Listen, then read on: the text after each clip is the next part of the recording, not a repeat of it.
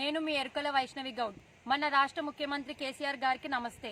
Sir, మీరు ఏ decision తీసుకున్నా, ఏ programme start చేసినా లాస్ట్కి అది రాంగ్ అని హైకోర్టు హెచ్చరించే వరకు చూస్తున్నారు. ఇది చెప్పడానికి ముఖ్య కారణం ఏంటంటే, మీరు రీసెంట్గా ఉద్యోగాల నోటిఫికేషన్ రిలీజ్ చేసినారు. అది రిలీజ్ చేసినారు, బాగానే ఉంది.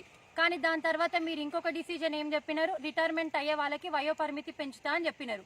ఇప్పటికే వాళ్ళు ఏజ్ అయిపోయి పని చాతనగాక రెస్ట్ తీసుకుంటున్నారు. వాళ్ళు రిటైర్ అయ్యి ఇంట్లో రెస్ట్ తీసుకునే టైంలో మీరే వాళ్ళకి జీతం ఇచ్చి రెస్ట్ తీసుకోమంటున్నారు. రెస్ట్ తీసుకుంటారు, ఓకే, వాళ్ళు తీసుకునేది వాళ్ళకి మంచిగా ఉంటుంది.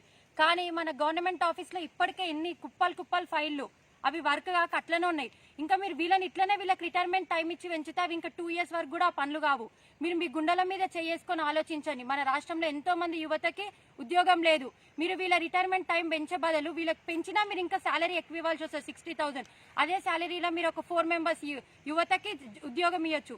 యువతకు ఉద్యోగం ఇస్తే మీకు ఎన్నో ఫలితాలు ఉంటాయి. వాళ్ళు ఉత్సాహంతో పనిచేస్తారు, వర్క్ తొందరగా అవుతుంది.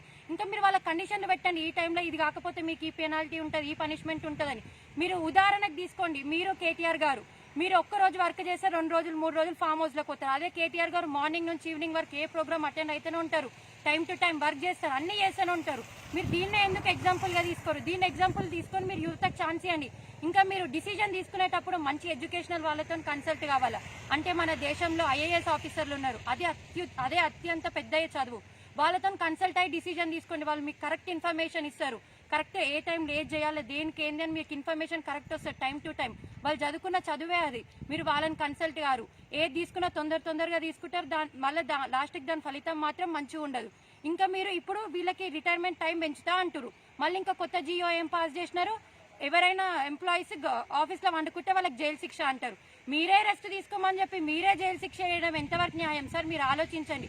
ఇది నా యొక్క హంబుల్ రిక్వెస్ట్.